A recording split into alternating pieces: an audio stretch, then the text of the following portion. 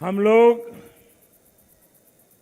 देश सेवा के अनेक माध्यमों को चुनते हैं और हर रास्ते पर समर्पित भाव से कार्य करते करते देश सेवा का संतोष लेते हैं। देश सेवा के अनेक मार्ग हैं, अनेक माध्यम हैं। उन सब मार्ग और माध्यमों में सरकार भी एक माध्यम है। जिनके पास सरकार की जिम्मेवारी है वो उस माध्यम से देश सेवा कर रहे हैं और जिनके पास सरकार की जिम्मेवारी नहीं है, ऐसे लाखों कार्यकर्ता अपने अपनी पद्धति से देश सेवा, समाज सेवा में कभी पीछे नहीं हटते हैं। మనం గుర్తించవలసినటువంటి విషయం, ప్రభుత్వం ఏదైతే ఉన్నదో ప్రజా సేవ చేసేటువంటి ఒక మాధ్యమంగా మనం గుర్తించాలి అనేటువంటి విషయం మనం ఇక్కడ గమనించాలి. ఎందుకంటే రాజకీయాల్లో మనం ప్రజా సేవ చేయడానికి అనేక మాధ్యమాలు ఉంటాయి. దానిలో ఒక మాధ్యమం అధికారంలోకి రావడం. కనుక ప్రభుత్వం ద్వారా కూడా మనం ప్రజా సేవ చేసే దిశగా మనం అడుగులు వేయాలి. అయితే ఎవరికైతే పదవులు లేవో, భారతీయ జనతా పార్టీ కార్యకర్తలుగా ఉన్నారో వారు సైతం గుర్తించవలసినటువంటి విషయం, వారి వారి పరిధిలో శక్తి వంచన లేకుండా వారు సైతం సమాజ సేవ చేసుకుంటూ ముందుకు వెళ్ళాలి. कुछ लोग चुनाव परिणामों के प्रभाव से अभी भी बाहर नहीं निकल पाए हैं। ये उनकी मजबूरी है। हमारे लिए चुनाव का अध्याय समाप्त हो चुका है। हमारे लिए तो 130 करोड़ देशवासियों की सेवा करने का यह अध्याय प्रारंभ हो चुका है। दिल्ली में भी एक मजबूत सरकार देशवासियों ने बनाई है और आंध्र प्रदेश ने भी श्रीमान जगन रेड्डी जी की सरकार को बनाया है। मैं जगन रेड्डी जी को भी अनेक अनेक शुभकामनाएं देता हूं और वे भी अपने सपनों के अनुसार, अपने संकल्प के अनुसार आंध्र को आगे बढ़ाने में पीछे पानी नहीं करेंगे।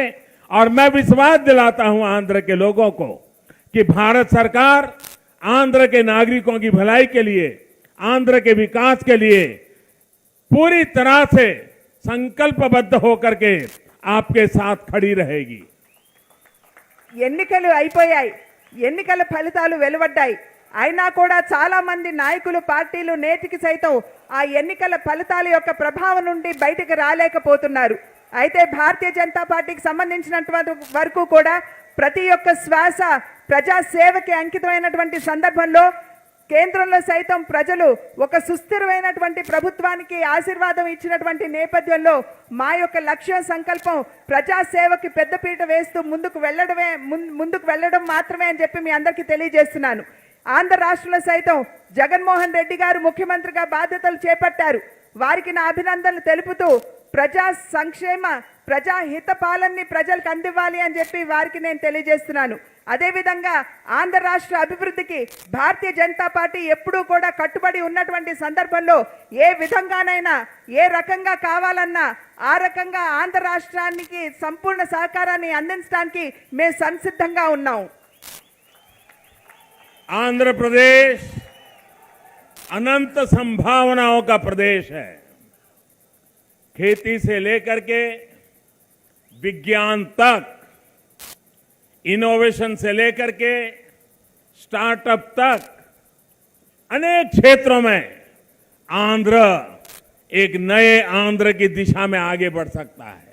और हम जब नए भारत की कल्पना लेकर के चलते हैं तब हर राज्य भी नए सपने, नए संकल्पों के साथ आगे बढ़े और उसी प्रकार से हमारा आंध्र भी आगे बढ़े और तब जाकर के हम नया भारत का निर्माण कर पाएंगे। और इसलिए सबका साथ, सबका विकास, जिसमें राज्यों का भी साथ, जन सामान्य का भी साथ और राज्यों का भी विकास, जन सामान्य का भी विकास, इस संकल्प को हम चरितार्थ करने की दिशा में बढ़ रहे हैं। ఆంధ్ర రాష్ట్ర ప్రజలు విజ్ఞావంతులు. అదేవిధంగా వారు చాలా అడుగు ముందుకు వేసేటువంటి సాహసం చేయగలిగినటువంటి వారు.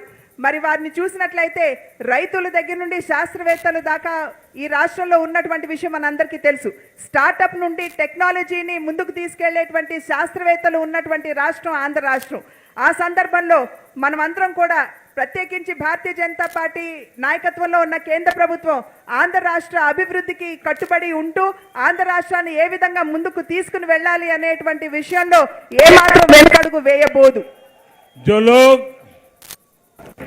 चुनाव में अलग विचार रखते थे, अब चुनाव समाप्त होने के बाद चर्चा ये कर रहे हैं कि देश में अपेक्षाएं आकांक्षाएं बहुत बढ़ गई हैं, मोदी क्या कर पाएंगे।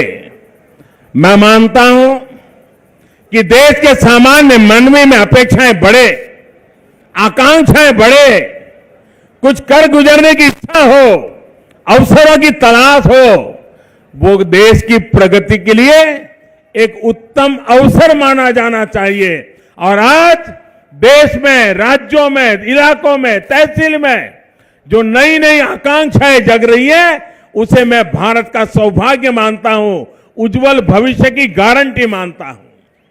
ఎన్నికల సందర్భంలో వేరు ఆలోచన విధానాలు ఉన్నటువంటి వారందరూ సైతం ఇవాళ ఆలోచనలో పడ్డారు. నిజంగా ఇంత పెద్ద ఆధిక్యంతో భారతీయ జనతా పార్టీ ఎన్నికలు గెలుచుకున్న తర్వాత నరేంద్ర మోడీ గారు ఏ రకమైనటువంటి పాలనని భారతదేశానికి అందిస్తారు అనేటువంటి ఒక అనుమానం, ఒక ఆందోళన అందరి మనసులో ఉన్నటువంటి మాట వాస్తవం. అయితే ఇవాళ నేను తెలియజేస్తున్నాను మీ ద్వారా, ఈ సభాముఖం ద్వారా, ఖచ్చితంగా ప్రజలు మెచ్చేటువంటి ఒక పాలనని భారతదేశానికి అందిస్తామని చెప్పి మీ అందరికీ కూడా తెలియజేస్తున్నాం.